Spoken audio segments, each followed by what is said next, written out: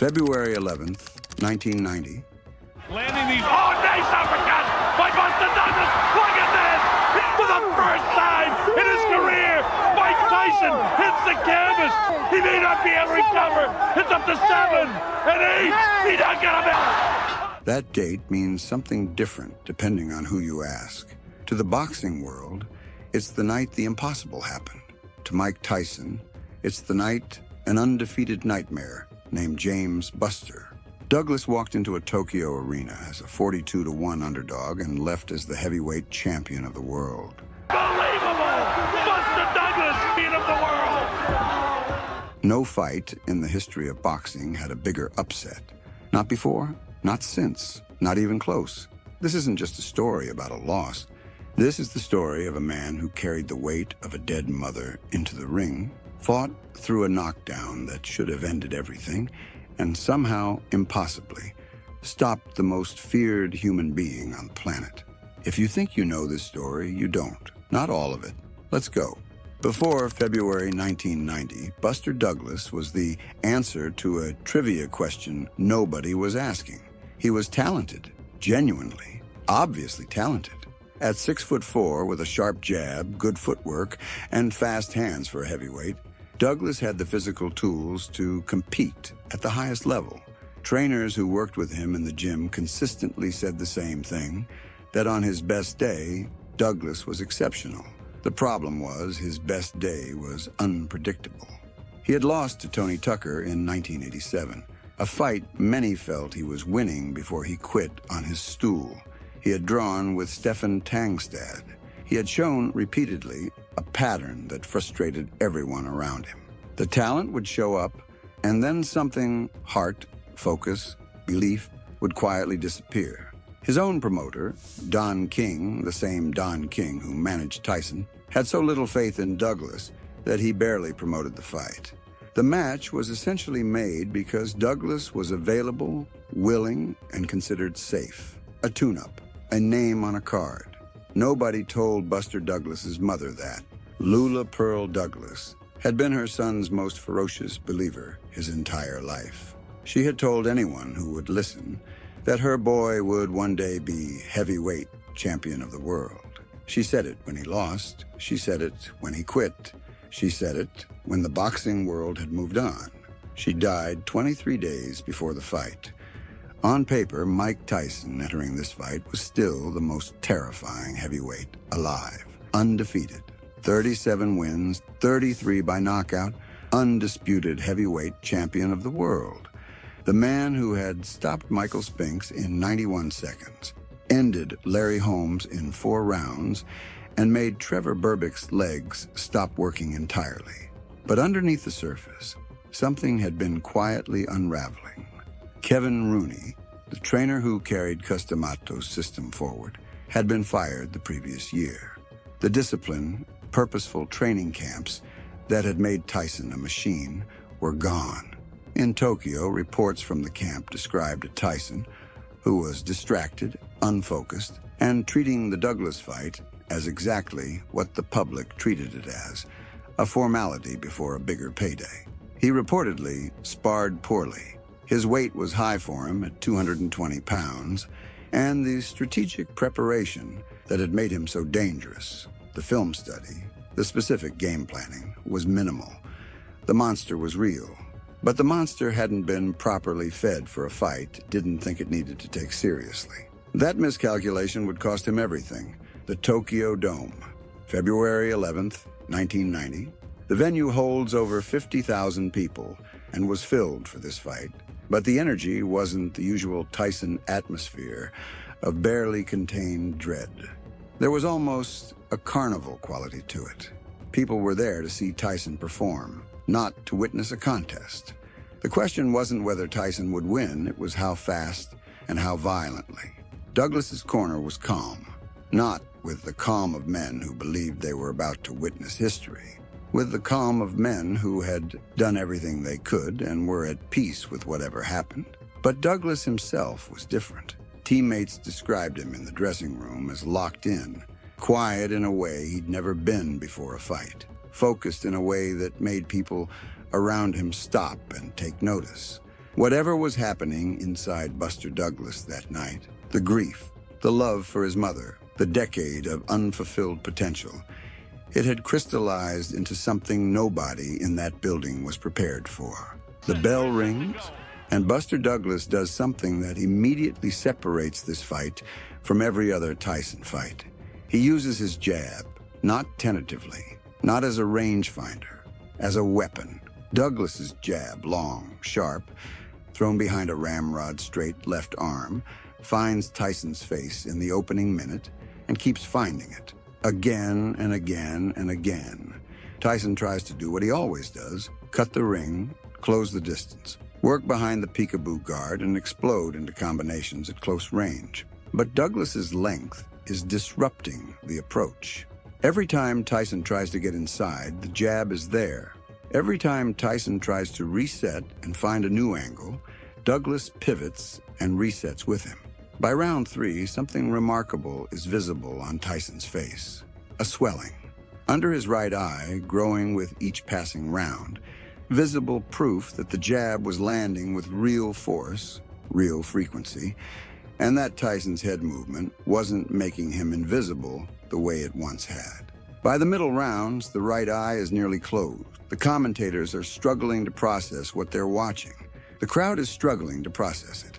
Mike Tyson, the man who had ended Michael Spinks before most people found their seats, is being systematically outboxed by a man the world had written off before the first bell. Round 8. Tyson finds one. A right uppercut, classic Tyson, short and devastating, lands clean on Douglas's chin. Douglas goes down hard. The crowd erupts with the sound of relief more than excitement. The fight they expected was finally happening. The natural order was reasserting itself. The referee begins the count. Douglas is on the canvas. The count reaches 8, 9. The referee signals 10, and Douglas is up. But here is where the controversy lives. The knockdown timekeeper's count and the referee's count were not synchronized. Replays clearly showed Douglas was on the canvas for what appeared to be between 12 and 13 seconds before the referee waved the fight to continue. By the rules as written, Douglas should have been counted out. He wasn't. And what happened next is one of the most debated moments in boxing history, not because of the count, but because of what Douglas did with the extra seconds he was given. He cleared his head, reset, and came out for round 9. Round 10. Douglas has come through round 9 not just surviving, but fighting back, pushing forward, throwing combinations that make clear the knockdown didn't break him. And then it happens. Douglas catches Tyson with a 4-punch combination, jab, jab, right hand, and then an uppercut that snaps Tyson's head straight back with a force that is visible from every camera angle in the building. Mike Tyson goes down. For a moment, just a moment, nobody fully processes it. The brain refuses the information. Mike Tyson is on the canvas, reaching around the ring for his mouthpiece, trying to push himself up, his legs not yet ready to cooperate. He gets the mouthpiece in sideways. He tries to stand. The referee counts to 10. Tyson doesn't beat it. James Buster Douglas is the heavyweight champion of the world. The Tokyo Dome is silent for a second that feels like an hour. Then it erupts, not the eruption of a crowd that saw what they expected, but the eruption of witnesses, people who were there when the impossible became real. Within minutes of the final count, Don King attempted to have the result overturned. His argument was the long count in round 8, that Douglas should have been stopped, that the fight was compromised. He appealed to both the WBC and WBA to withhold recognition of Douglas as champion. The boxing world responded with near-universal contempt. The IBF immediately recognized Douglas. The WBC and WBA, after significant public pressure, followed. The result stood, because the result was real. Whatever happened with the count in round 8, what happened in round 10 was unambiguous. Tyson went down and didn't get up. Don King's attempt to strip the moment from Douglas, a man who had just fought the fight of his life while grieving his mother, remains one of the most shameless episodes in a sport that has seen plenty of shameless episodes. Douglas handled it with a dignity that made the contrast impossible to miss. For Tyson, the loss was more than a loss. It was a rupture. The aura that carefully constructed, partly real, partly psychological force field that had made opponents terrified before the first bell was gone. You can't rebuild mystique once someone has stood in front of it, taken a knockdown, gotten up, and knocked you out. The blueprint existed now. It was on film. The answer to Mike Tyson had been demonstrated on a February night in Tokyo by a man nobody believed in. The sport recalibrated entirely. Fighters who had avoided Tyson started feeling differently. Promoters who had built cards around Tyson's inevitability had to rethink the narrative. And Tyson himself, by his own admission in interviews years later, was never quite the same psychologically. Not because of the physical defeat, but because of what it confirmed about the internal erosion that had been happening since D'Amato died and Rooney was fired. The structure was gone, and without the structure, even the most gifted heavyweight who ever lived was mortal. Buster Douglas held the heavyweight championship for 8 months. He lost it to Evander Holyfield in October 1990, stopped in round 3 after being knocked down, and failing to beat the count with the same urgency he had shown in Tokyo. The contrast was brutal and public, and it allowed a certain kind of revisionism to creep in. People who suggested Douglas had gotten lucky, that Tokyo was a fluke, that the real Buster Douglas was the one who quit against Holyfield. That revisionism is wrong, and it's lazy. What Douglas did in Tokyo required more than luck. It required a game plan executed at a level of precision that Tyson had never faced. It required surviving a knockdown that should have ended the fight and finding the composure to come back and finish. It required carrying 23 days of grief into a boxing ring against the most feared man on the planet and channeling it into something historic. One night does not erase another. Tokyo happened. It was real. And Buster Douglas did it. Here is the truth about February 11th, 1990. That time keeps confirming. It is the single greatest upset in the history of professional boxing. Not because of the odds, though 42-1 is almost incomprehensible, but because of the completeness of it. Douglas didn't sneak a decision, didn't get a gift from the judges, didn't win on a cut or a technicality. He outboxed Mike Tyson for 9 rounds, survived the most dangerous punch Tyson threw, and then knocked him out cold in round 10. Clean, undeniable, forever. Lula Pearl Douglas never saw it. She died before her son walked into the Tokyo Dome and did exactly what she had always told people he would do. But there is something in the way Douglas fought that night. The focus, the refusal to break, the composure after the knockdown, that feels like more than preparation.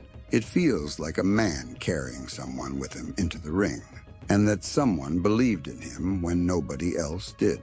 Mike Tyson was the undefeated nightmare going into February 11th, 1990, the most terrifying presence the heavyweight division had ever produced. A fighter so dominant that the word upset didn't feel like it applied to him.